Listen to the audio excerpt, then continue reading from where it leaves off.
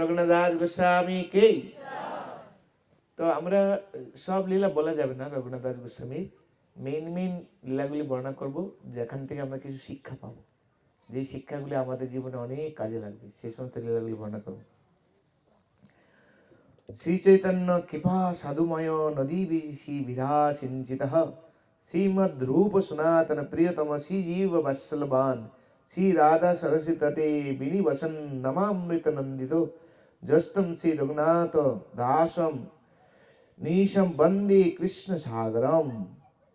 এখানে বন্দনা করা আছে রঘুনাথ দাস গোস্বামীর, যিনি শ্রীকৃষ্ণ চৈতন্য মহাপ্রভুর কৃপা সুধাময় নদীর তরঙ্গাবলীর দ্বারা সম্যক সিঞ্চিত, যিনি রূপ সনাতনের প্রিয়তম, যিনি ছিল জীব গোস্বামীর প্রতি পরম বাৎসল্যবান বিশিষ্ট, যিনি শ্রী রাধাকুণ্ড তটে নিবাস করে সেই নামামৃত পানে নিরন্তর আনন্দিত, সেই কৃপার সাগর ছিল রঘুনাথ দাস গোস্বামীকে আমি নিরন্তর বন্দনা করি। তো বর্ণনা করা হয় ছিল রঘুনাথ দাস গোস্বামী, তিনি ব্রজলীলায় তিনি ছিলেন রসমঞ্জুরি। সখীদের অনেক ভাগ রয়েছে, যেরকম উপমঞ্জুরি, মঞ্জুরি, তারপরে আছে গোপী, তারপরে আছে সখী, প্রিয় সখী, নর্ম সখী, এরকম ভাগ আছে। তো এখানে রঘুনাথ দাস গোস্বামী ছিলেন রসমঞ্জুরি, কখনো কখনো তাকে রতিমঞ্জুরি বলা হয়, তারপরে কেউ কেউ আবার তাকে ভানুমতিও বলে বর্ণনা করা হয়। ব্রজলীলাতে রাধারানীর যে সখীগণ ছিলেন তাদের মধ্যে অন্যতম ছিলেন একজন এই রঘুনাথ দাস গোস্বামী, যে চৈতন্য মহাপ্রভু লীলাতে তিনি রঘুনাথ দাস গোস্বামী রূপে তিনি আবির্ভূত হয়েছেন। ওনারা রঘুনাথ দাস গোস্বামীর দুই ভাই, এটা হিরণ্য মজুমদার আর গোবর্ধন মজুমদার, দুই ভাই।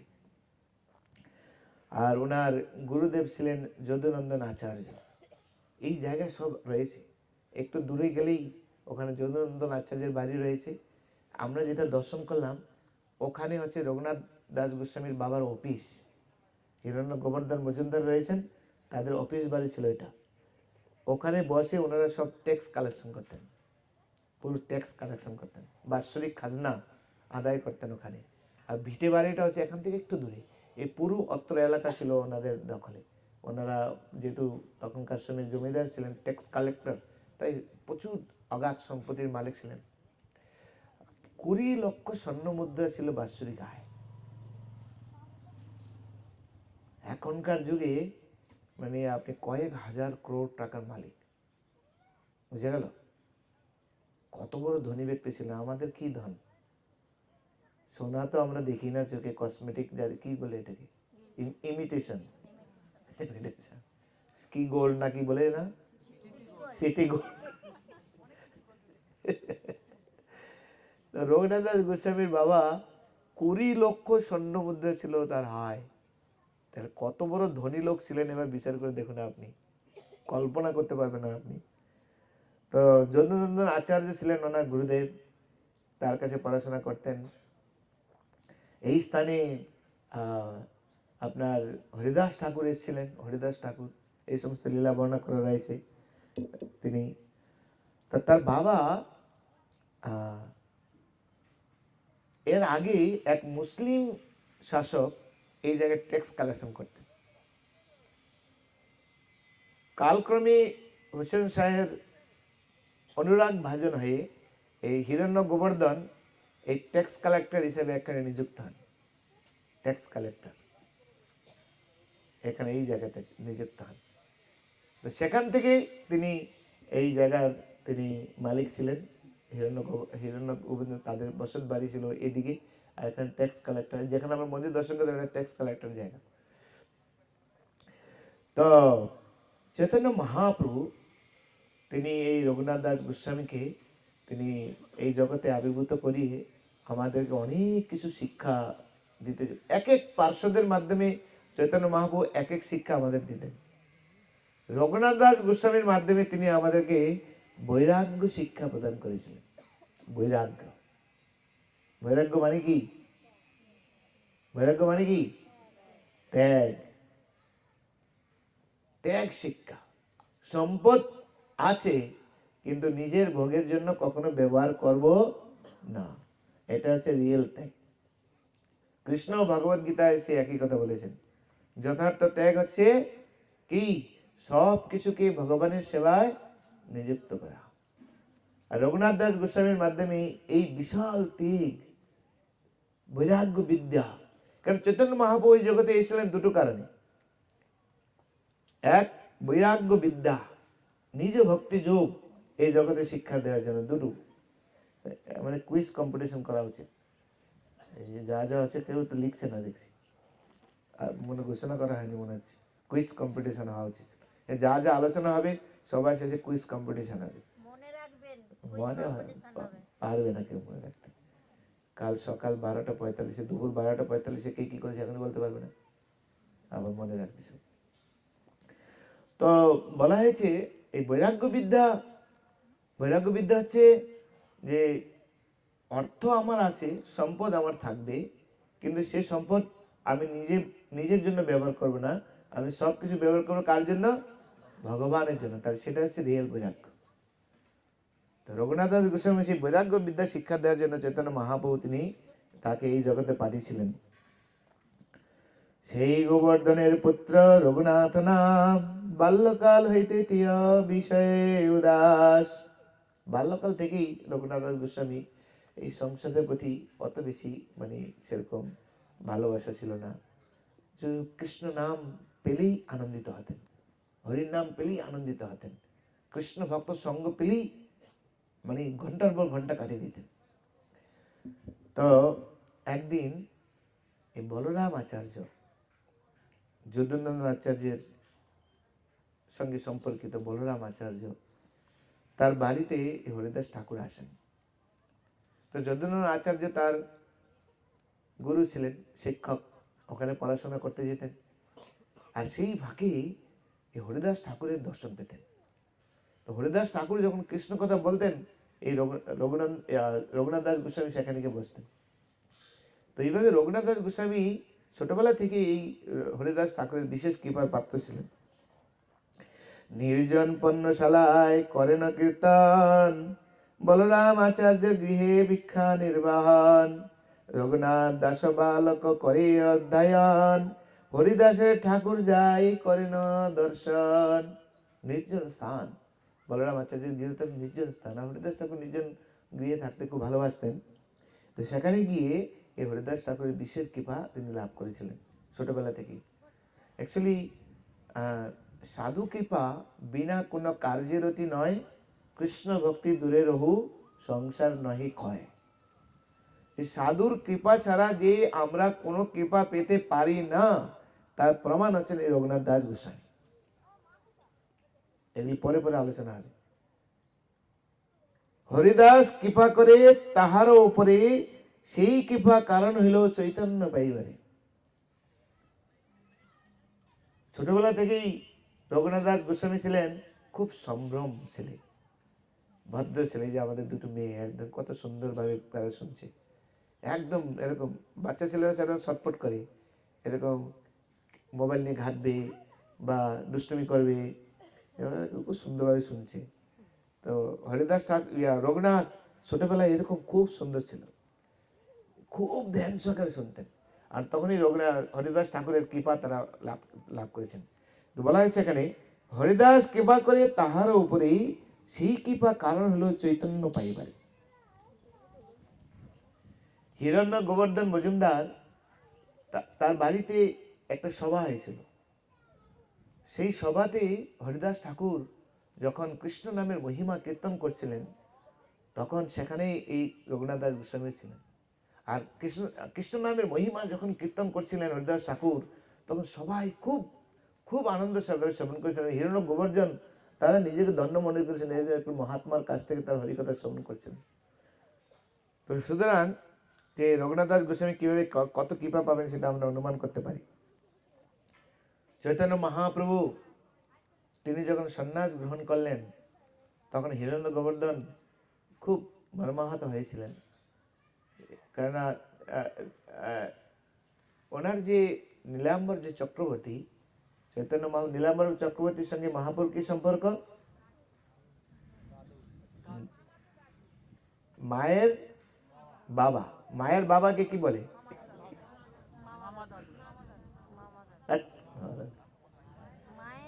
মায়ের বাবাকে কি বলে? দাদা ভাই। আর বাবার বাবার বাবাকে কি বলে? ঠাকুরদা। ঠাকুরদা। আর মায়ের বাবাকে কি বলে? দাদা মশাই। দাদা মশাই। তো নীলাম্বর চক্রবর্তীর সঙ্গে খুব ভালো সম্পর্ক ছিল হিরণ্য গোবর্ধন মজুমদার। তো সেই সূত্রে মহাপুর সঙ্গে স্বাভাবিকভাবেই একটা স্বাভাবিক সম্পর্ক ছিল। কিন্তু মহাপুর যখন সন্ন্যাস নিলেন সবাই মর্মাহত হয়েছিলেন। মহাপুর সন্ন্যাস নিয়ে যখন প্রথম শান্তিপুরে আসেন, এই শান্তিপুরে এসে এই মহাপুর সঙ্গে সাক্ষাৎ হয়। প্রভুর চরণে পরে প্রেমাবিষ্ট হইয়া প্রভু পাদবর্ষ কইল করুণা করিয়া।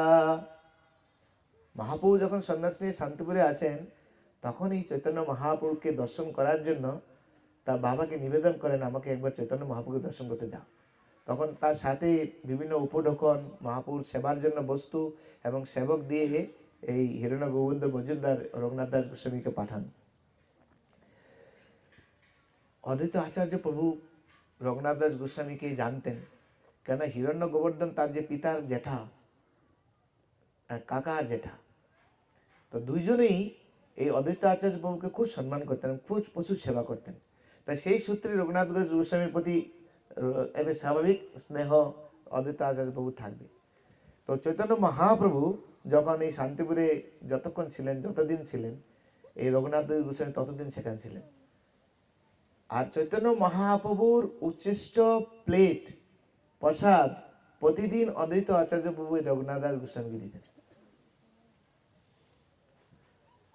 বিচার করে দেখুন, হরিদাস ঠাকুর কৃপা পেলেন, এটা একটা কারণ মহাপ্রভুকে প্রাপ্ত হওয়ার জন্য।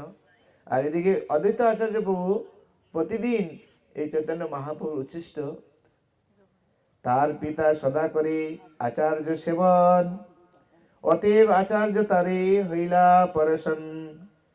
আচার্য প্রসাদে পাইল প্রভুর উচ্ছিষ্ট পাত, প্রভুর চরণ দেখে দিন পাশাত। বিচার করে দেখুন, এই রঘুনাথ দাস গোস্বামীর যে চৈতন্য মহাপ্রভুর যে কৃপা পেলেন, মেন কারণ আছে ভক্তবৃন্দ। ভক্তবৃন্দ যদি কৃপা না করেন, ভক্তের কৃপা, বৈষ্ণবের কৃপা না হলে আমরা কখনো মহাপ্রভুর কৃপা, কৃষ্ণ কৃপা আমরা লাভ করতে পারি না। সেই জন্য বলা হয় বৈষ্ণবের সেবা করলে বৈষ্ণব সন্তুষ্ট হন, বৈষ্ণব সন্তুষ্ট হলে গুরু সন্তুষ্ট হন। আর গুরু যখন সন্তুষ্ট হবেন তখন কি হবে? যস্য প্রসাদাৎ ভগবৎ প্রসাদ। তাই সারিয়া বৈষ্ণব সেবা নিস্তার পাইয়াছে কৃপা। সাধু কৃপা বিনা কোন কার্যের অতি নয়, কৃষ্ণ ভক্তি দূরে রহু, সংসার নয় ক্ষয়। একবার হরি নাম, হরে কৃষ্ণ হরে কৃষ্ণ কৃষ্ণ কৃষ্ণ হরে হরে, হরে রাম রাম রাম হরে হরে। এভাবে মহাপ্রভু তাকে কৃপা করে প্রভু তারে বিদায় দিয়া গেলা নীলাচল, তিহ গরে আসি হইলা প্রেমেতে পাগল। রঘুনাথ দাস গোস্বামী চৈতন্য মহাপুর কৃপা পেলেন, আর চৈতন্য মহাপ্রভু তো পুরী ধামে চলে গেলেন। এবার রঘুনাথ দাস গোস্বামী এসে ঘরের মধ্যে বাস। যখন কৃষ্ণ প্রেম আপনার হৃদয়ে আবির্ভূত হবে তা লোকে আপনাকে পাগলই বলবে। মহাপ্রভু যেরকম কৃষ্ণ প্রেমে যখন পাগল হয়ে ইতি ইতি ধাবিত হতেন, তো সকলে বলতো, হে সচিমা, তোমার ছেলের মাথায় বায়ু চড়ে গিয়েছে। বায়ু পাগল কখন হয়? যখন মাথা কাজ করে না। মাথা কখন কাজ করে না? যখন মাথাতে বায়ু উঠে যায়, তখন ওই সরিষার তেল বা নারিকেল তেলের সঙ্গে জল মিশ্রিত করে যখন, বা গোলাপ জল দিয়ে তখন ঠান্ডা হয়ে যায়। দেখবেন নারিকেল তেলের মধ্যে একটু জল দিয়ে আপনি এরকম হাত নেন, পুরো ঠান্ডা হয়ে যাবে। আর সেটা যখন মাথায় দেবে বাই চলে যাবে। সেই সময় শ্রীবাস ঠাকুর চৈতন্য মহাপ্রভুর ঘরে এসেছেন। চৈতন্য মহাপ্রভুকে শিবাস ঠাকুরকে চৈতন্য শচী মাতা তার হাত ধরে বলছেন, শিবাস তুই নিমাইকে একটু দেখো, আমার নিমাই মনে পাগল হয়ে গেছে, ওর মাথা আর কাজ করছে না। তখন শিবাস ঠাকুর বলছেন, মা তোমার ছেলের যা রোগ হয়েছে, আমি কৃষ্ণের কাছে প্রার্থনা করছি এই রোগ সারা দুনিয়ার প্রত্যেকের মধ্যে হয়ে যাক, এই রোগ সারা দুনিয়া সমস্ত জীবের মধ্যে হয়ে যাক। কেন যে কি রোগ এটা? প্রেম রোগ। কি প্রেম? কৃষ্ণ প্রেম। তা আমরা তো কৃষ্ণ প্রেম চাচ্ছি না, অন্য কোনো প্রেম চাচ্ছি? হ্যাঁ, কৃষ্ণ প্রেম ছাড়া যদি অন্য কিছু কোনো প্রেম চাই না, তাহলে গুতা খাবেন আপনি। আর যদি সত্যি কৃষ্ণ প্রেম চান, তাহলে আপনাকে লোকে কি বলবে? পাগল বলবে। মানে দুই দিকে আপনার শুনতে হবে কথা। আপনি ভক্ত, ভালো ভক্ত হলে কথা শুনতে হবে, আর খারাপ হলে তো কোনটা হওয়া উচিত? ভালো ভক্ত হয়ে কথা শোনা উচিত, সেটাই সেটা হওয়া উচিত কিনা। তো রঘুনাথ দাস গোস্বামী তো এইভাবে তিনি কৃষ্ণ প্রেমের পাগল হয়ে গেলেন। তো যখন ছেলেমেয়েরা যখন পাগল হয়, তখন এরকম যদি পাগলামো করে, তখন মা বাবা তাই কি করে? বিয়ে করে দেয়। বিয়ে করে দিলে বউর পাল্লায় পড়লে সব পাগলামি দূর হয়ে যাবে। এখন ছেলেমেয়েরা খুব ভয় পায় বিয়ে করতে, কারণ বিয়ের পরে পাগল হয়, বিয়ের আগে পাগল হয় না। আমরা দেখছি কি ভক্ত আর কি অভক্ত সব পাগলামো হয়ে যাচ্ছে। বিয়ের আগে ঠিক থাকে, বিয়ে হলে পাগল হয়ে যায়। ডিভোর্সের সংখ্যা যেভাবে বাড়ছিল আমরা দেখতে পাচ্ছি। তো বিয়ে করে দিয়েছেন, কিন্তু বিয়ে করালে কি হবে? চৈতন্য মহাপুর প্রতি যার প্রেম হয়েছে, সেই প্রেম কি আর অন্য কোথাও যাবে? যাবে না। এভাবে চলছে। লোকেরা বলে যে যখন কেউ ভক্ত হয়ে যায় তার আর কোনো সামাজিক জ্ঞান থাকে না, হয় না? এরকম বলে না অনেক সময়। আমরা যখন ভক্ত হয়ে যাই, তখন আমার বাবা মা যদি প্রসাদ না খায়, আমরা তার ঘরে গিয়ে খাই না, অচ্ছুত ভাবি, করে কি না? তাহলে আপনি দীক্ষিত হয়ে গেছেন, আপনার বাবা মা দীক্ষিত হয়নি, এখন কাকে প্রণাম করা উচিত? যে ভজে। তাহলে বাবা মা আপনাকে প্রণাম করবেন না, আপনি বাবা মাকে প্রণাম করবেন? তখন আমরা যদি স্বাভাবিক জ্ঞান না থাকে, তখন আমরা কি করি? আমি দীক্ষিত, ওনারা দীক্ষিত, আমি কেন প্রণাম করলে তো ওনার ক্ষতি হবে, এরকম আমরা ভাবার চেষ্টা করি। পাগল সব। তো লোকের আমরা এইসব দেখেই আমাদেরকে অচ্ছুত ভাবে, ঘৃণা করে আমাদের। এরকম ঠিক নাই।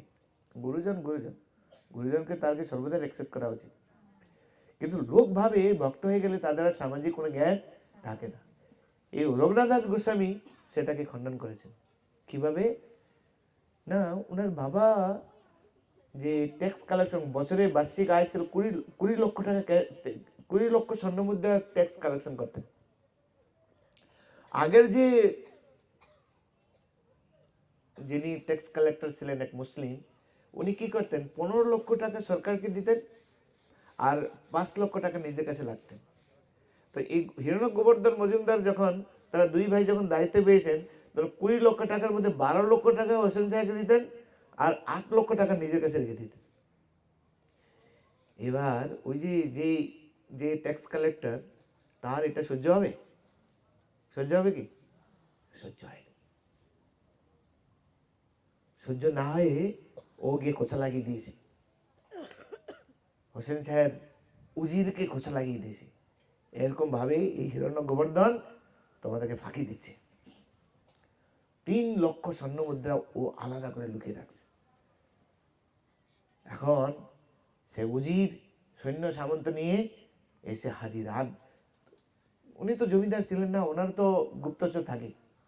গুপ্তচর যখন সংবাদ দিল এরকম উজির আসছেন ধরার জন্য, এখন ধরলে তো কারাগারে ঢুকিয়ে দিবে, সেই ভয়ে হিরণ্য গোবর্ধন মজুমদার দুই ভাই পালিয়ে চলে গেছে। আর যখন পালিয়ে চলে গিয়েছে, তখন বাড়িতে ছিল রঘুনাথ দাস গোস্বামী। এখন কাউকে না পেয়ে ওনারা কি করলেন, এই রঘুনাথ দাস গোস্বামীকে পুরো ধরে নিয়ে চলে গেলেন। ধরে নিয়ে গিয়ে কারাগারে ঢুকিয়ে দিলেন। কারাগারে গিয়ে সে উজির আর সেই সেই আগের দিনে ট্যাক্স কালেক্টর ছিলেন, তর্জন গর্জন করছেন, বল কোথায় আসিস। দেখা যখন সিবিআই যখন কাউকে ধরে নিয়ে যায়, তখন আয়নাঘর আছে, আয়নাঘর নাকি বলে বাংলাদেশে, বলে আয়নাঘর। তখন সিবিআই অফিসার বা এনআই এর আলাদা আলাদা রুম থাকে, সেখানে কেউ যেতে পারে না।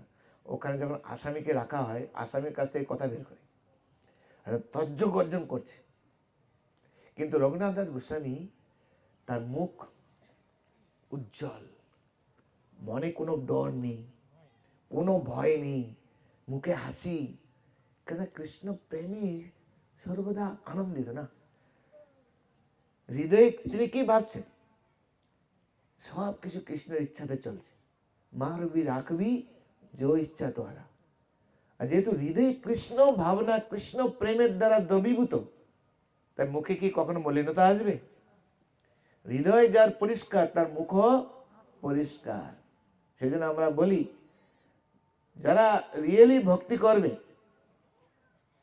যারা রিয়েলি ভক্তি অনুষ্ঠান করবে, তাদের হৃদয়ে কোনো রকম ময়লা আবর্জনা, অর্থাৎ পরশী কাতরতা, পরনিন্দা, পরচর্চা, কাম, ক্রোধ, লোভ, মোহ, মদ, মাৎসর্য, ভোগ বাসনার ইচ্ছা, ইন্দ্র তৃপ্তির ইচ্ছা, কাউকে ক্ষতি করবো, কাকে মারবো, কাকে করবো, এইসব কোনো কিছু তাদের হৃদয়ে থাকে না। যেহেতু তাদের হৃদয় পরিষ্কার, সেহেতু তার মুখে সর্বদা কি উজ্জ্বল ভাব। কেননা হৃদয় আছে, হৃদয়ের দর্পণ কি? মুখ। আপনার হৃদয়ে কি আছে, কোথায় প্রকাশিত হবে? মুখের মণ্ডলে প্রকাশিত হবে। সেই জন্য আমরা বলি, আমাদের ভক্তরা যখন তিলক পরে কোনো মেয়েরা একটা দাঁড়াবে, আর মিস ওয়ার্ল্ড আর কি বলে না, কি বলে, মিস ওয়ার্ল্ডকে সামনে নিয়ে আসুন, আর আমাদের একটা ভক্তকে দাঁড়িয়ে দেন তিলক মালা পরে, সবাই কার দিকে বেশি তাকাবে? ভক্তের দিকে তাকাবে। কেন? কারণ হৃদয় যার পরিষ্কার, তার মুখ সর্বদাই, যতই তুমি কসমেটিক মাখো না কেন। আমি, এটা আমার উপলব্ধি আছে, ভক্তরা যখন স্বাভাবিক থাকে তখন ভালো লাগে, কিন্তু বিয়ের সময় মেয়েদেরকে এমন ভাবে সাজায়, দেখছি নাই যায় না, কোথার থেকে আসলো রে বাবা।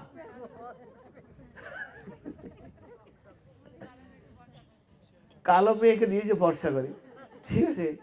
আমার ভাগ্নির বিবাহতে আমি গিয়েছি নিমন্ত্রণ করে যাওয়ার জন্য, আশীর্বাদ করার জন্য। তো আগের দিন প্রণাম করেছে, পরের দিন নিয়ে এসে প্রণাম করতে, আমি এটা কে বলে, চিনতে পারছো না? চিনতে পারছি না। এমনি স্বাভাবিক, কেন? ভক্তরা এমনি সৌন্দর্য, কে কি অন্তর যার সৌন্দর্য, তার বাইরে সৌন্দর্য আসবে।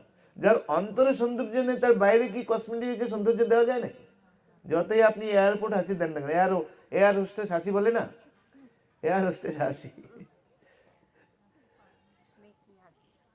তো রঘুনাথ দাস গোস্বামী যেহেতু, কি শেষ করে দিব? চলবে তো? আমি সবাই শুরু করলাম, কিন্তু বিরিয়ানি খেয়ে, জল খেয়েছেন? এই জল নিয়ে আসো, জল খাওয়ান, নাহলে আবার বিরিয়ানি হজম হবে না, আবার বদ হজম হয়ে যাবে।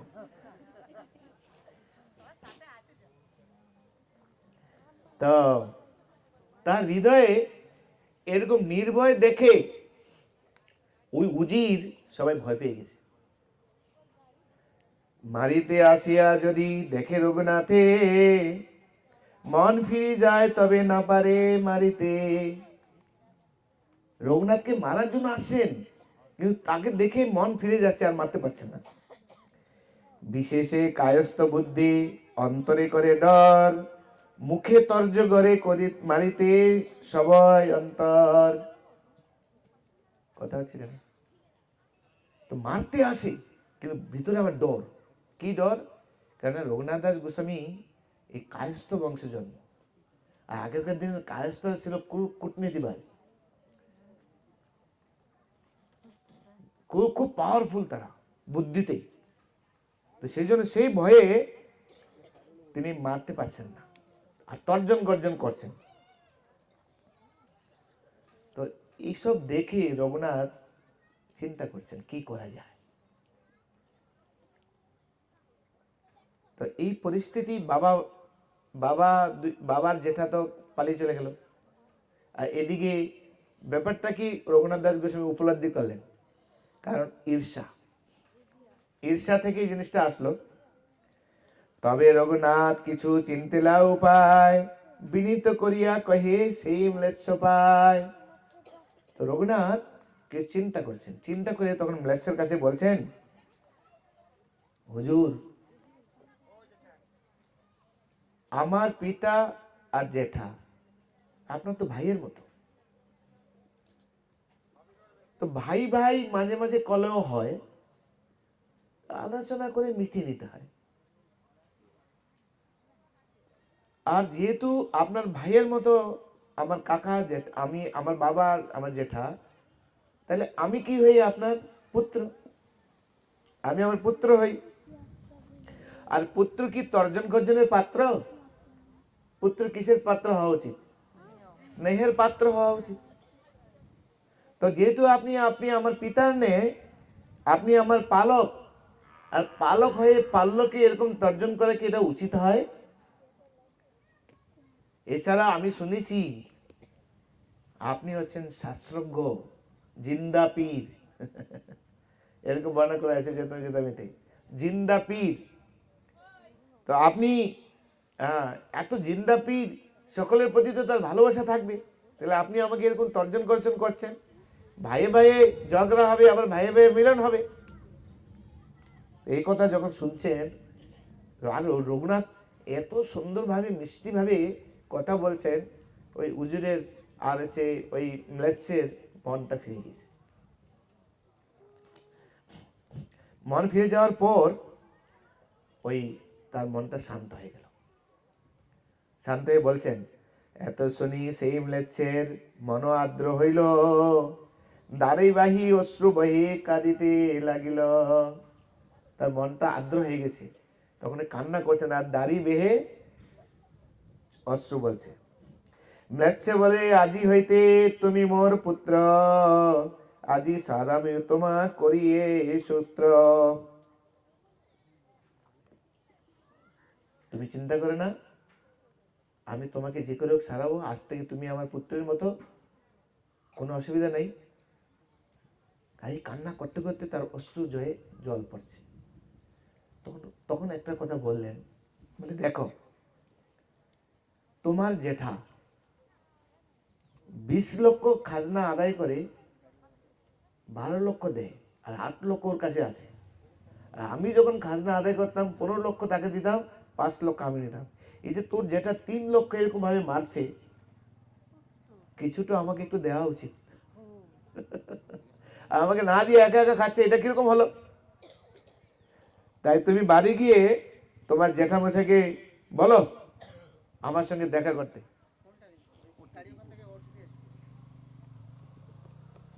বন্ধ করে দিয়েছি, খোলো গিয়ে। তা তুমি কি যাও, বাড়ি গিয়ে তোমার কাকা জেঠার সঙ্গে পরামর্শ করো, আমাকে কি যেন কিছু একটু ভাগ দেয়। এখন কি বলে, কি ভাষা বলে এখানে? হ্যাঁ, কাটমানি। এখন ভাষা হচ্ছে কাটমানি, কাটমানি। তো রঘুনাথ তখন কি করলেন, এই কাকা জেঠাকে কাছে গেলেন, তাদেরকে বুঝালেন। কাকা জেঠাকে বুঝানোর পর বাড়িতে নিয়ে আসলেন, আর এই উজির এই একে নিয়ে আসলেন, মেসকে নিয়ে আসলেন। মেসকে নিয়ে এসে এই দুইজনের মধ্যে মিলন করিয়ে দিলেন। একটু মানে মোটামুটি কত পার্সেন্টেজ দিতে হবে, এটা একটা রপাসভা। তো বিচার করে দেখুন, রঘুনাথ দাস গোস্বামী যদিও কৃষ্ণ প্রেমী মত্ত ছিলেন, কিন্তু পরিস্থিতি, জটিল পরিস্থিতি সামাল দেওয়ার ক্ষমতাও ছিল।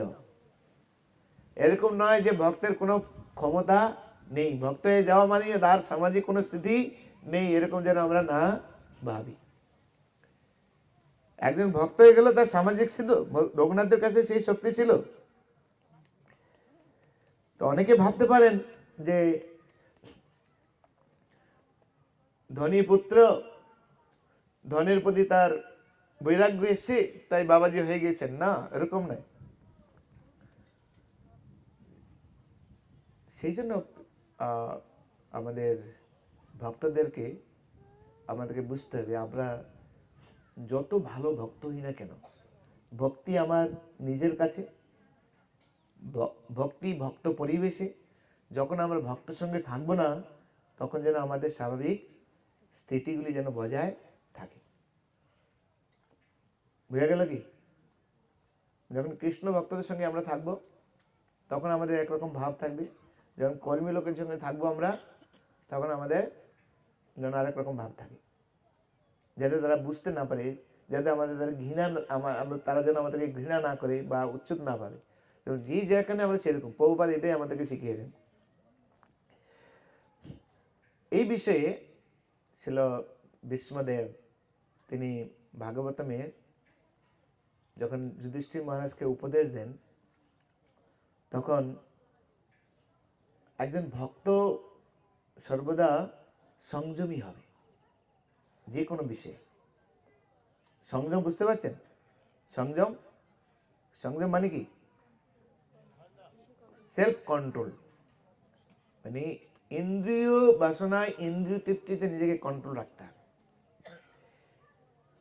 যদি আপনার মধ্যে ক্রোধ আসে, আপনি কি করবেন? কিভাবে কন্ট্রোল করবেন? চুপচাপ না, চুপচাপ বসে আছে, ভিতরে আরো বেশি আলোড়ন সৃষ্টি হবে। তো পিতামহ ভীষ্মদেব আত্মসংযমের 6টি লক্ষণ বর্ণনা করেছেন, যে রঘুনাথ দাস গোস্বামীর মধ্যে এই আত্মসংযম ছিল।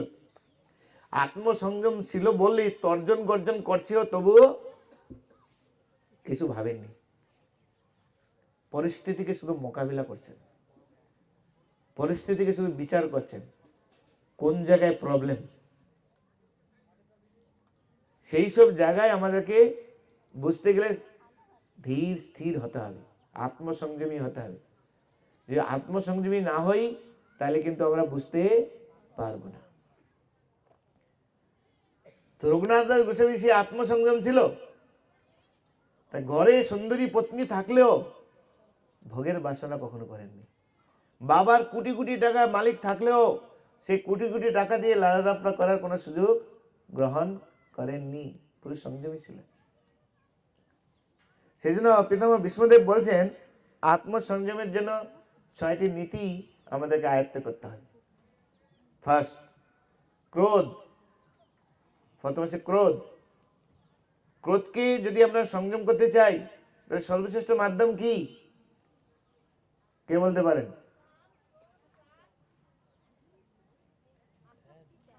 না, ক্ষমা। আপনি পালিয়ে যেতে পারেন, কারোর প্রতি কি ঘৃণা আপনার চলে যাবে নাকি? তাই না? আমরা যদি কারোর সাথে রেগে যাই, স্থান ত্যাগ করি অবশ্যই, কিন্তু পরবর্তীতে কি হয়, তার ছায়াও মারাবো না। ও যদি একদিক দিয়ে যাবে, আমি কোন দিক দিয়ে যাবো? উল্টো দিকে। হয় কি না? তবে পালিয়ে গেলে আপনার মানে ক্রোধ যাবে না। কিভাবে যাবে? ক্ষমা। পিতামহ ভীষ্মদেব বলছেন, কেউ যদি আপনার কাছে অপরাধ করে, কোনো ভুল করে, তাহলে কি করতে হবে? ক্ষমা করে, তাহলে ক্রোধ আর আসবে না। অবৈধ বাসনা। অবৈধ বাসনাকে কিভাবে কন্ট্রোল করব? মনের মধ্যে একটা খারাপ বাসনা আসছে, কিভাবে কন্ট্রোল করবেন? কে বলবেন?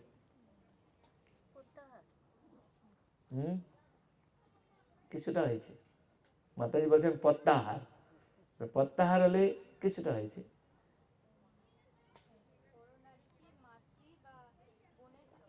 শুধু নারী বলে তাই নয়, এনিথিং। তোমরা ড্রিঙ্ক করবে ধরো, তখন কি করবে? জুয়া খেলবে, এরকম অবৈধ বাসনা। তো বলা হয়েছে ইন্দ্রিয় ভোগের পরিকল্পনা ত্যাগ, প্রত্যাহার, এক ধরনের প্রত্যাহার। প্রত্যাহার, ইন্দ্রিয় ভোগের পরিকল্পনা করবই না। মনের মধ্যে আছে কোনো কিছু একটা করার জন্য, ওটা ত্যাগ করে দিব, তাইলে আর এটা আপনাকে কাজ করবে, অবৈধ বাসনা আপনাকে কাজ করবে না।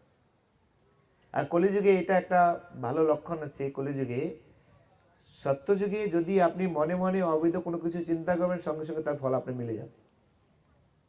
কলিযুগে যদি আপনি মনে মনে অবৈধ কোনো কিছু চিন্তা করেন, যদি প্র্যাকটিক্যালি সেটাকে ইউজ না করেন, তাহলে তার কোনো ফল পাবেন না। পক্ষান্তরে যদি আপনি মনে মনে ভালো কোনো কিছু চিন্তা করেন, সেটা যদি প্র্যাকটিক্যালি না করেন, তার ফল পেয়ে যাবেন। এটাই কলিযুগের লক্ষণ। এই জন্য কলিযুগ ধন্য। সত্যযুগ থেকে কলিযুগ ধন্য কেন না? কলিযুগে এইটাই বেনিফিট, যদি আপনি খারাপ মনের বাসনা আসে, সে যদি প্র্যাকটিক্যালি না কার্যকরী করেন, তাহলে তার কোনো ফল পেতে হবে। পক্ষান্তরে যদি আপনি ভালো কোনো কিছু বাসনা করেন, সেটা যদি প্র্যাকটিক্যালি না করেন, তার ফল পাওয়া যাবে। হরিবল বললে হবে না, কিন্তু কিন্তু মাঝে হৃদয়ে খারাপ বাসনা আপনি রেখে দিলেন ভিতরে, খারাপ চিন্তা করতে করতে থাকলেন, তাহলে কি হবে? দেহতে বিষয়ান পুংস সঙ্গস্যেষু সংঘাত সংজায়তে কাম কামাত ক্রোধো বিজায়তে ক্রোধাৎ ভবতি সম্মোহ সম্মোহাৎ স্মৃতি বিভ্রম স্মৃতি বংশাৎ বুদ্ধিনাশ বুদ্ধিনাশাৎ শেষ। এখনকার ছেলেমেয়েরা হচ্ছে তার উদাহরণ, তাই না? কোনো বিষয়ের প্রতি যদি তার চিন্তা আছে, ওখান থেকে বের করা তাদের খুব কঠিন। ফটো হয়ে যায় মাঝে মাঝে, সব ট্রেনের তলায় পরে, তারপরে মেট্রো তলায় পরে ফটো হয়ে যায়, বের করে যায় না। কত উপদেশ দিলে কাজ হয় না, আমরা দেখি। তো অবৈধ বাসনাকে কন্ট্রোল করবে কি করে? উপায় হচ্ছে ইন্দ্রিয় ভোগের পরিকল্পনা পরিত্যাগ। 2 নাম্বার। প্রথমটা কি ছিল? ক্রোধ। ক্রোধকে যদি কন্ট্রোল করতে চাই, মাধ্যম কি? তওবা। অবৈধ ইন্দ্রিয় ভোগের বাসনাকে যদি আমরা কন্ট্রোল করতে চাই, পুরো পরিকল্পনাকে কি করতে হবে? ধাট, গালের মধ্যে একটা ঠাস করে জুতোর বাড়ি দিতে হয়। জুতো না পারলে কমপক্ষে হাতে দিবেন। একদম বাসনাকে ত্যাগ করে দিবেন যদি খারাপ বাসনার জন্য। আপনি আধ্যাত্মিক প্রগতি চান? কারা কারা আধ্যাত্মিক প্রগতি চান? হাত তুলুন। পারমাত্মিক প্রগতি কারা কারা চান? হাত তুলুন, 2 হাত তুলুন। একবার বলুন, হরে কৃষ্ণ। জোরে, আরে জোরে।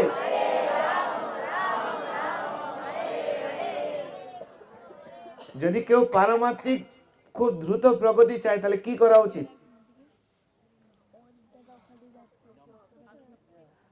হ্যাঁ,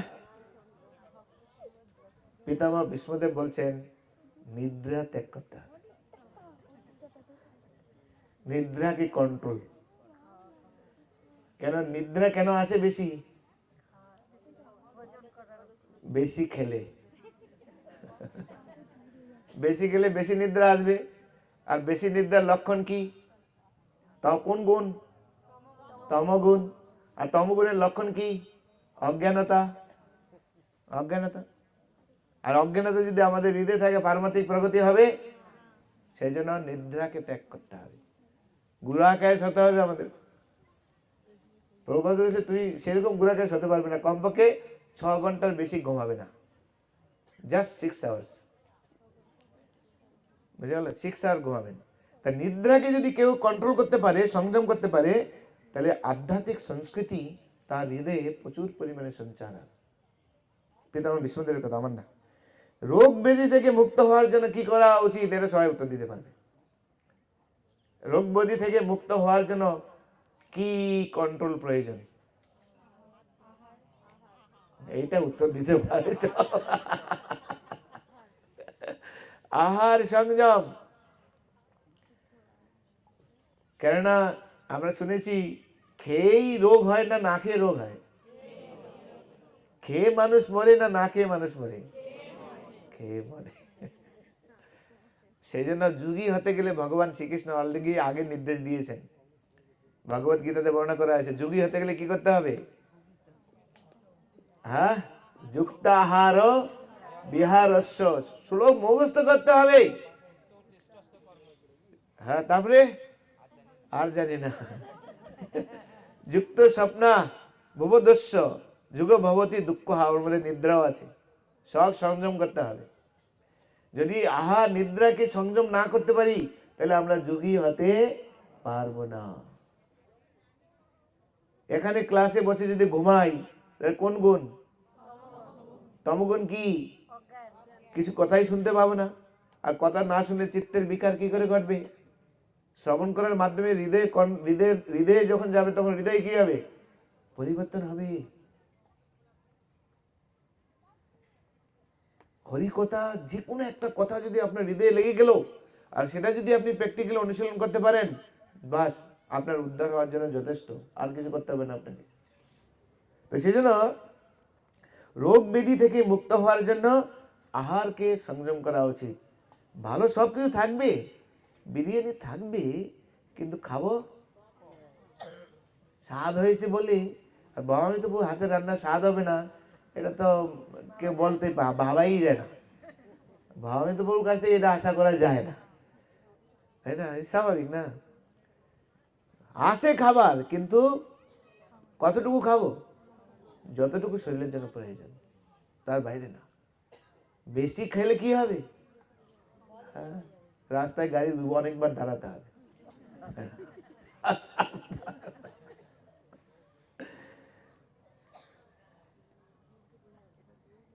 ওকে, টাকা পয়সা কে জমাতে চান? গৃহস্থ টাকা সঞ্চয় করতে হবে না?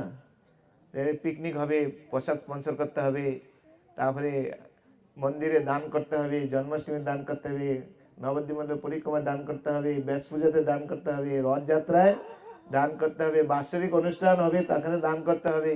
তো সঞ্চয় না করলে কি করে হবে? সঞ্চয় করতে হবে, গৃহস্থ ভক্তদের সঞ্চয় করতে হবে, নিয়ম। তো টাকা যদি আপনি সম্পদ যদি সঞ্চয় করতে চান, তাহলে কি কন্ট্রোল করতে হবে আমাদের? অর্থ আপনি সংযম করতে চান, অর্থ মানে সঞ্চয় করতে চান, জমাতে চান, তাহলে কি কন্ট্রোল করতে হবে? অসৎ সঙ্গ ত্যাগ, সঙ্গটা চেঞ্জ করতে হবে। বুঝা গেল? অসৎ সঙ্গ ত্যাগ, বিষ্ণুদেবের কথা বলছি। কার কার ভয় নেই হাত তুলুন। ভয় নেই? গলাটা টিপে ধরুন তো না।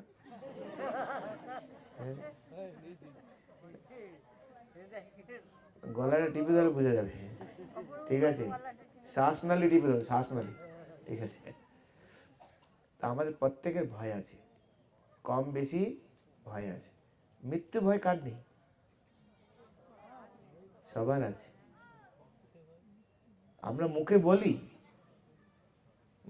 আমার ভয় নেই, কিন্তু যখন শুনবো আমার ক্যান্সার হয়ে গেছে, তখন হ্যাঁ, আর ক্যান্সার তো দূরের কথা, একটু জ্বর হলেই একা আছি, মাথা টনটন করছে, সারা গা হাত পা ব্যথা, যা মুখে দিচ্ছে সব চলে যাচ্ছে, বেরিয়ে যাচ্ছে, মনে হয় যেন আত ভূত সব বেরিয়ে যাচ্ছে, তখন কি অবস্থা দাঁড়াবে? তাই না? ভয় আমাদের আছে, কিন্তু ভয় থেকে আমরা মুক্ত হতে চাই, তাই সেই জন্য হাত তুলছি। তো তাহলে কি করতে হবে আমাদেরকে?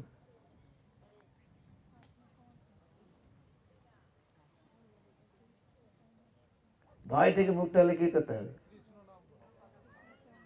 হ্যাঁ, শক্তি আর সামর্থ্য দেখাতে হবে। কি শক্তি সামর্থ্য? আমরা তো কৃষ্ণ ভক্ত, কি শক্তি সামর্থ্য দেখাবো? হ্যাঁ, হ্যাঁ, সাধু সঙ্গ। হ্যাঁ, এটা হতে পারে।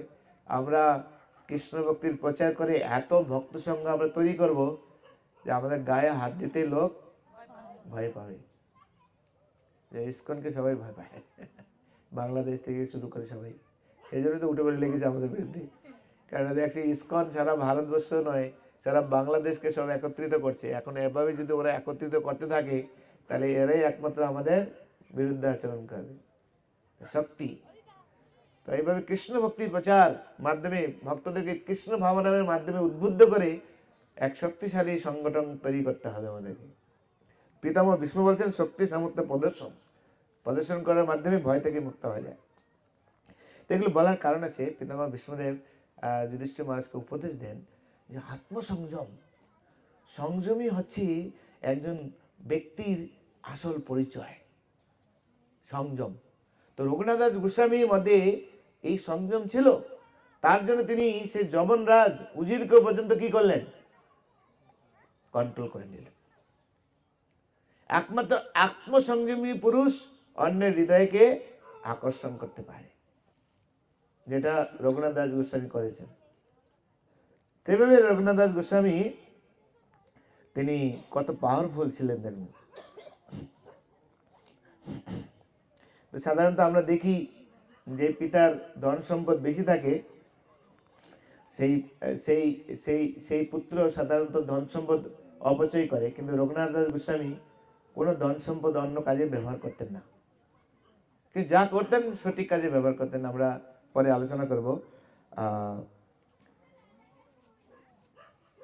পানিহাটি চিরাদদি মহোৎসব রঘুনাথ দাস গোস্বামীর মাধ্যমে নিত্যানন্দ প্রভু প্রচলন করেন। সাধারণত আমাদের গৌড়ীয় বৈষ্ণব নীতি অনুসারে যে বস্তুর কোনো দোষ নেই,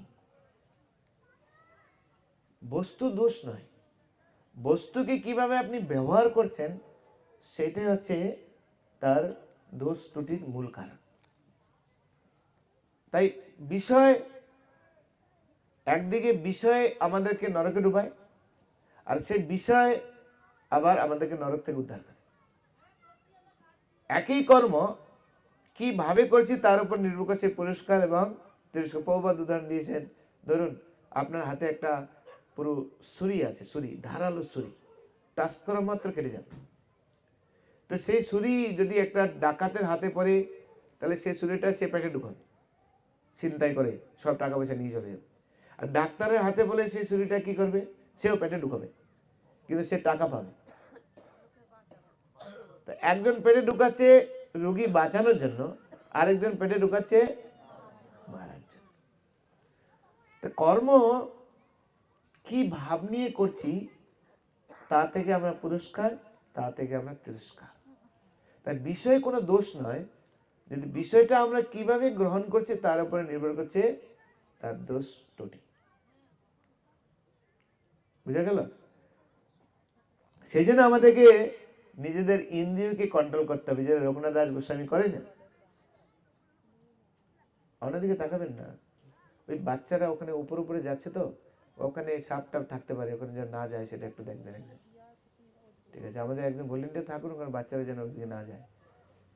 ওই জঙ্গল টঙ্গলের মধ্যে বাচ্চারা কেউ যেও না, তোমরা এখানে থাকো, ঠিক আছে? পুরনো জায়গা তো। তা কি বললাম আমি, কি বললাম? এদিকে এদিকে তাকাচ্ছে কেন লোক? ও মাতাজি, আপনি উঠে যান, গিয়ে আপনি দেখে আসুন। জানেন, আপনি যান, দেখে আসুন। জানেন জানেন, দেখভাল করুন। ওকে, আরে বল শুনুন, কারো যদি চিন্তা হয়, টেনশন হয়, আপনি পিছনে যান, গিয়ে বসুন, গিয়ে দেখুন, ঠিক আছে? যান। আমি যেটা বলছিলাম যে বিষয়ে কোনো দোষ দেবেন না কখনো, কিন্তু সে বিষয় আমরা কিভাবে কাজে লাগাচ্ছি তার উপরে নির্ভর করছে। সেই জন্য ইন্দ্রিয়কে আমাদেরকে কন্ট্রোল করতে হবে। রঘুনাথ দাস গোস্বামীর মাধ্যমে সারা জগতে মহাপ্রভু সেটাই শিক্ষা দিয়েছেন যে ইন্দ্রিয়কে কি করে আমরা কন্ট্রোল করব। তো বিদুর নীতিতে পাওয়া যায়, ধৃত্যা শিষ্ণুধর রক্ষেত প্রাণী পাদম চ চক্ষুষা চক্ষুশ্রোত্রেশ মানসা মনোবাচম চ কর্মণা। ধৃত শিষ্ণুধর রক্ষেত, কামনা বাসনা বা ভোগ, এখান থেকে যদি বাঁচতে চাই তাহলে এই কামনা বাসনা বা ভোগ লালসা যখন আমাদের হৃদয়ে আসবে, ধৈর্য ধরতে হবে, সঙ্গে সঙ্গে সেটাকে ব্যবহার করা যাবে না, ধৈর্য ধারণ করতে হবে। টাকা পেয়েছেন আর যা খুশি তা করবেন না, করে না, জাস্ট ওয়েট, অপেক্ষা করুন, ধৈর্য ধারণ করেন। ভগবান ঠিক বুদ্ধি দেবেন আপনি কিভাবে ইউজ করবেন, ঠিক ভগবান ব্যবস্থা করবেন। যেরকম একাদশী দিন বা নির্জলা উপবাস,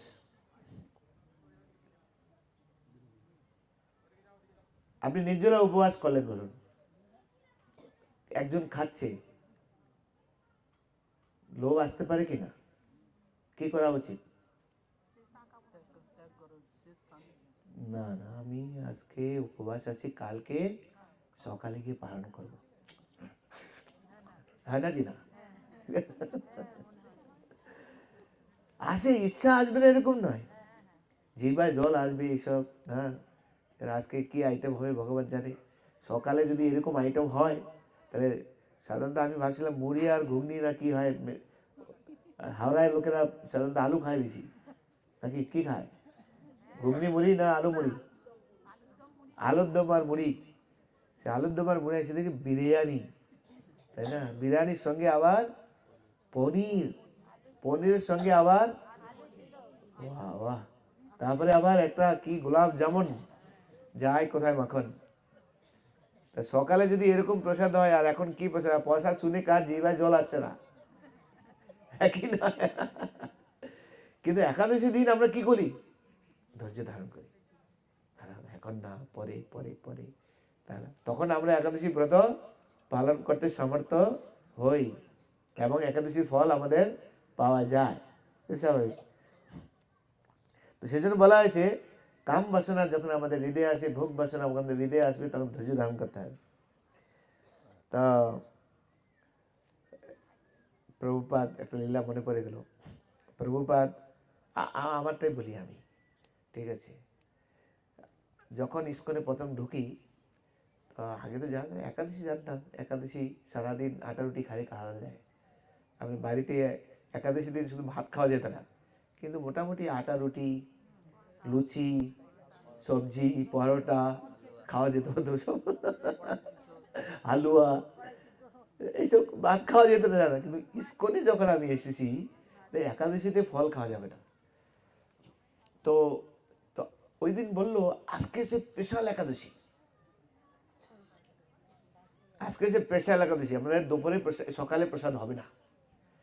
সকালে প্রসাদ হবে না, কখন হবে? দুপুরে হবে, দুপুরে হবে। তো দেখছি ইনচার্জ সবাইকে নিয়ে জব করছে, রান্না বান্না হচ্ছে না। 9টা বেজে, আমি 10টার সময় তো রান্না বসাবি, জব করছি, আর তাকাচ্ছি রাঁধুনির দিকে, তো রাঁধুনিকে 11টা বেজে গেছে। তো 11টা বেজে গেছে, রান্না নেই। তো 11টা যদি রান্না না হয় খাবে কখন? তখন যখন জিজ্ঞাসা করলাম জানতে পারলাম না না, এখন না, ওই সন্ধ্যার সময় হবে, সন্ধ্যার সময় খাওয়া দাওয়া হবে। ঠিক আছে, সন্ধ্যার সময় হবে, একটু থেকে যাই, ঠিক আছে।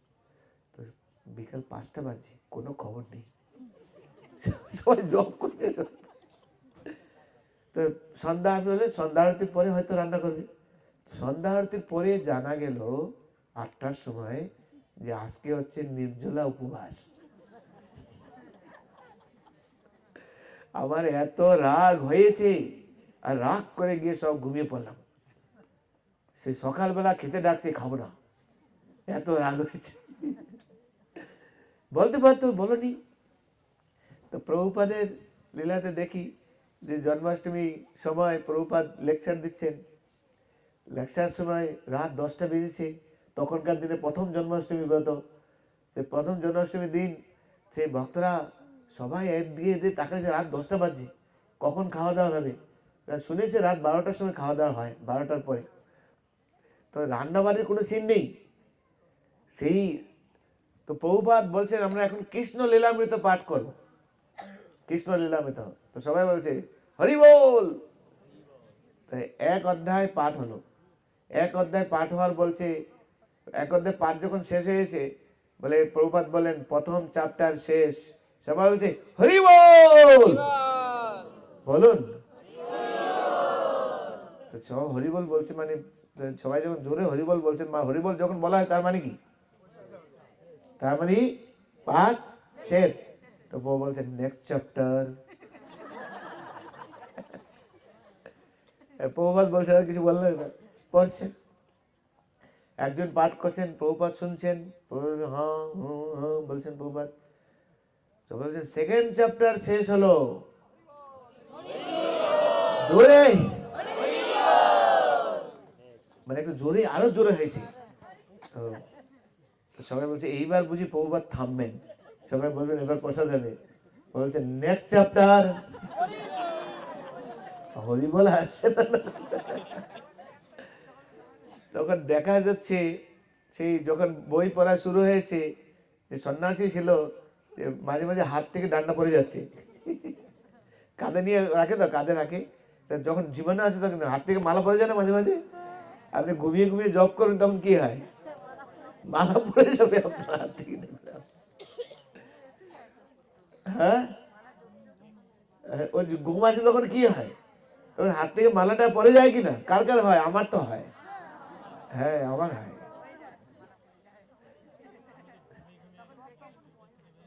তো বিচার করে দেখুন আপনি। তো এটাই সাধারণত ভোগ যে বাসনা যখন আমাদের মধ্যে আসে, তখন আমাদের কি করতে হয়? ধৈর্য ধারণ করতে হয়। ধৈর্য যদি না হয়, তাহলে কিন্তু আপনি কন্ট্রোল করতে পারবেন না। তখন ঠাকুর ঘরে কে? আমি তো কলা। আমার মনে আছে, এখন এখন কি কি ভুল করছি সব এখন বুঝতে পারছি। সে নির্জলা উপবাস, কোনো রান্না বান্না নেই, মায়াপুরে করছি আমরা। এখন জলও খাওয়া যাবে না, কি করে যাব? তো দুই তিন বন্ধু মিলে চলো আমরা গঙ্গায় যাই। আর গঙ্গাতে গিয়ে ডুব দেওয়ার নাম করে একটুখানি ডুবিয়ে জল গেলে কে বুঝতে পারবে? কে বুঝতে পারবে নাকি? তো এরকম দুষ্টুমি করতাম আমরা, যে যাতে কেউ না বুঝতে পারে। তো সেই জন্য ডুব দিয়ে জল খেতাম, বাইরে দেখাতাম কি আমরা, হ্যাঁ নির্জলে আসি। না, ওইসব করলে হবে না। কেউ দেখুক না না দেখুক, কে দেখছেন? হ্যাঁ, যে সবাইকে ফাঁকি দেওয়া যাবে, কিন্তু কাকে ফাঁকি দেওয়া যাবে না? কৃষ্ণকে ফাঁকি দেওয়া যাবে না।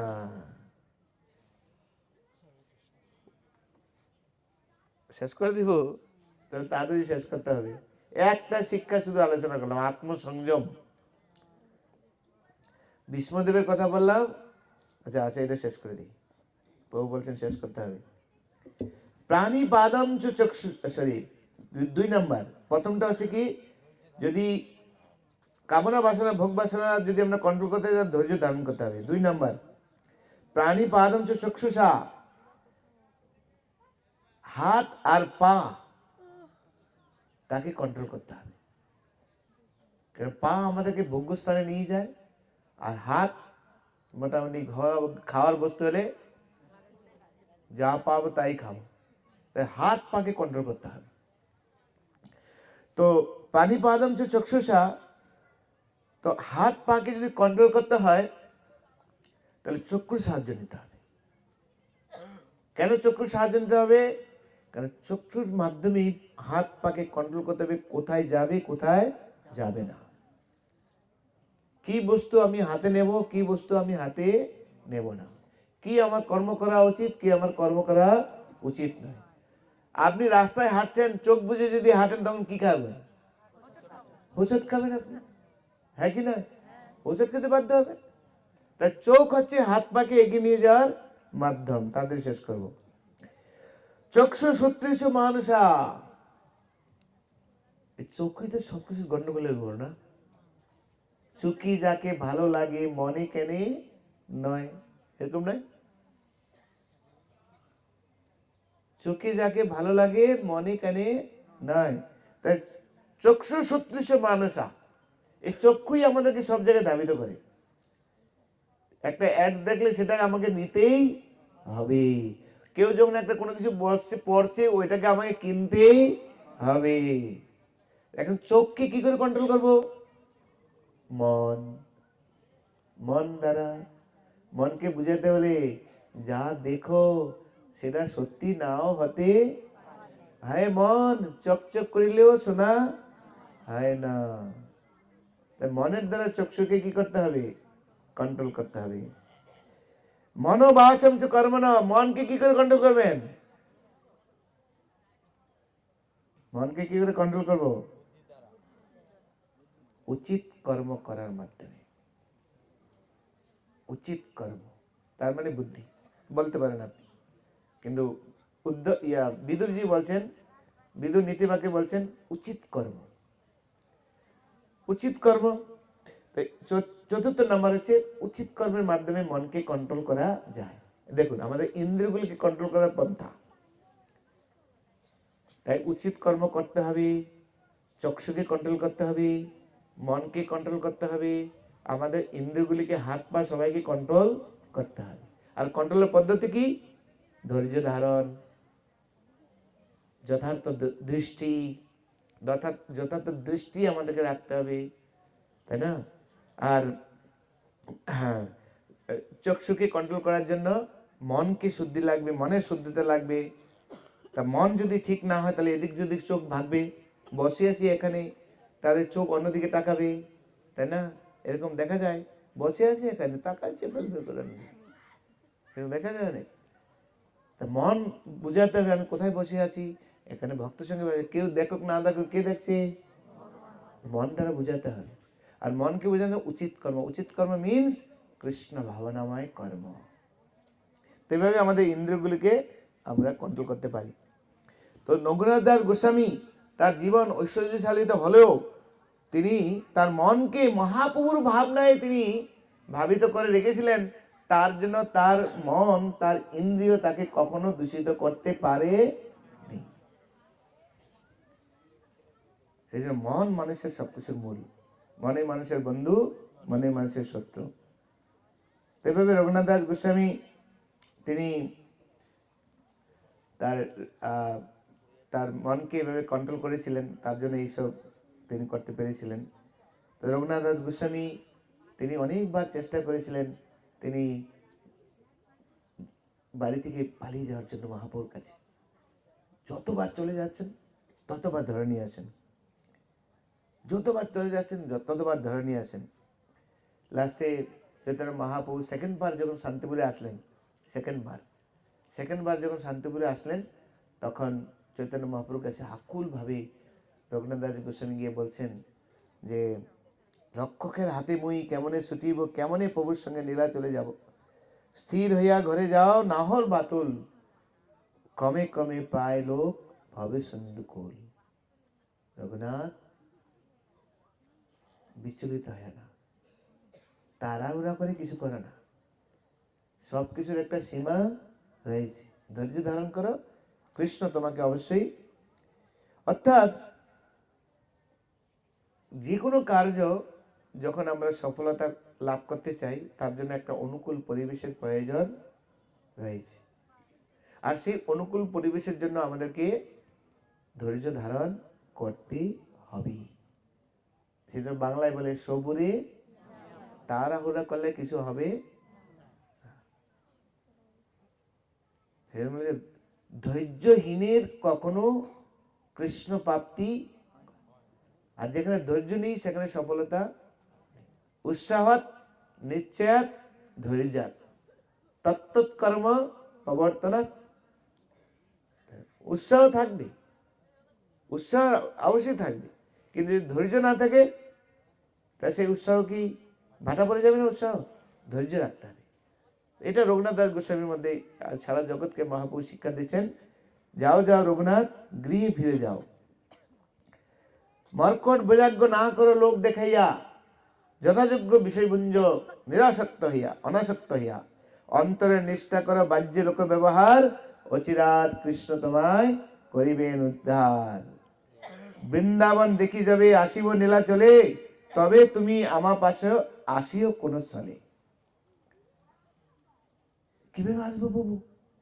না, কৃষ্ণ তোমাকে সেই সময় বুদ্ধি দিবেন কি করতে হবে, তোমাকে চিন্তা করতে হবে না। যখন সময় আসবে তখন কৃষ্ণই তোমাকে বুদ্ধি দিবেন তোমাকে কি করতে হবে। কিন্তু তোমার লক্ষ্যে তুমি অবিচল থাকো, যেরকম আমার কাছে আসার জন্য তুমি বেকুল, এই বেকুলতা তোমার মধ্যে রাখবে। কৃষ্ণ তোমাকে সুযোগ দিবে, তখন তুমি আসবে। তাই এখন যাও, ঘরে যাও, বেকুল হয় না। সেজন্য আমাদেরকে ধৈর্য ধারণ করতে হবে। কি হয়, হ্যাঁ, প্রথম প্রথম আমাদের ভক্তি খুব মানে তরল থাকে, তরল, মানে এখনই কৃষ্ণ প্রেম পেয়ে যাবো মনে হয় যেন, এরকম সব কিছু চারদিকে কি মনে হয়, আনন্দ আর আনন্দ। হ্যাঁ, হরিনাম করলে আনন্দ, ভক্তের সঙ্গে আনন্দ, কৃষ্ণ প্রসাদে আনন্দ, নাচতে আনন্দ, সব জায়গায় আনন্দ না। দীক্ষার জন্য আমরা ছুটি পাই, আমার দীক্ষা নিতেই হবে। যদি ভাবিত প্রভু বলে দাঁড়াও তোমাকে কিছুদিন পর, না প্রভু আমাকে এখন দীক্ষা দিতে হবে, না প্রভু এখন নয়, তোমাকে আরো সহ্য করতে হবে। কারণ তাড়াহুড়া যারা করে তার মানে বুঝতে হবে তাড়াতাড়ি, যত তাড়াতাড়ি লম্বা হবে তত তাড়াতাড়ি কি হবে, ভেঙে পড়ার সম্ভাবনা থাকে। এরা অভিজ্ঞ ভক্তরা জানে। কিন্তু আমার এত উৎকণ্ঠা প্রভু যখন দীক্ষা দিবেন না তখন কি করবেন? ও অনেক আছে, অন্য জায়গায় চলে যাবো, নেওয়ার লোক অনেক আছে, তাকিয়ে আছে লোক। আমি এত ভালো প্রচার করছি, এত বই প্রচার করছি, লোকেরা আমাকে বলছে, এসে আমাদের কাছে চলে আসে, তোমার কালকে দীক্ষা দিয়ে দেবো। হয় না? হচ্ছে কিনা? কৃষ্ণ প্রাপ্তি হবে না, ভরসা রাখতে হবে। যাও রঘুনাথ, গৃহে ফিরে যাও, না হও বাতুল। অন্তর্নিষ্ঠা, বাহ্যে লোক ব্যবহার, অচিরাত কৃষ্ণ তোমায় করিবেন উদ্ধার। কত সুন্দর শিক্ষা দেখুন। এইভাবে মা চৈতন্য মহাপ্রভু, এবার আমি 2 মিনিটে শেষ করবো। হ্যাঁ, টাইম হয়ে গেছে না, শেষ করে দিই।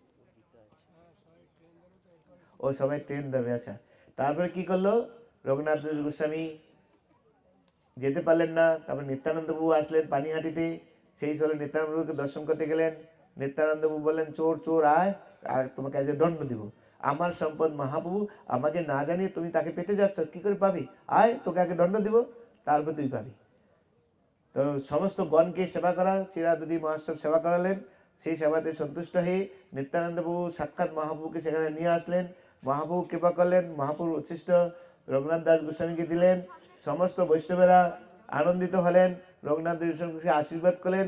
সমস্ত বৈষ্ণবদের কৃপা শক্তি যেহেতু লাভ করেছেন, তার ফলে পরের কয়েকদিনের মধ্যেই তার যদুনন্দন আচার্য, তার যে গুরুদেব, তার 2 সেবক তার সেবা ছেড়ে চলে গিয়েছেন। তার রঘুনাথ দাস গোস্বামী যেহেতু এক্সপার্ট মানে ঝামেলা মেটাতে, তাই তুমি এসে আমার পূজারীদেরকে একটু বুঝিয়ে দাও। বলে ঠিক আছে গুরুদেব চলুন। তো গুরুদেব আগে যাচ্ছেন, গুরুদেব আমি একটা জিনিস ফেলে রেখেছি, আপনি একটু নিয়ে আসি, আপনি একটু হাঁটুন আগে, আমি পিছিয়ে আছি। তো গুরুদেব বলছেন, তখন আর কোনো সৈনিক টৈনিক কিছু ছিল না।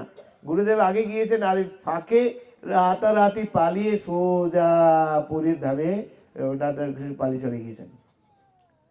আর মা বাবা কি ভাবছেন, গুরুদেবের কাছে আছে। আর গুরুদেব কি ভাবছেন, ঘরে কিছু গিয়েছেন কিছু আনার জন্য। গুরুদেব ভাবছেন ও আসবে, হয়তো ঘরে গেছে, বাবা মা হয়তো দেয় না। আর বাবা মা কি ভাবছে, কৃষ্ণ এই প্ল্যান দিয়ে দিয়েছেন, আর এই প্ল্যান নিয়ে রঘুনাথ দাস গোস্বামী সোজা এই পুরী ধামে চলে আসছিলেন। আর তার অনেক শিক্ষা আছে, এর মাঝে অনেক শিক্ষা আছে। পানিহাটিতে শিক্ষা রয়েছে, আরো অনেক শিক্ষা রয়েছে। তো সেটা আমাদের সময় নেই, কখনো যদি সময় পাওয়া যায় তখন পরে বলবো। তাই রঘুনাথ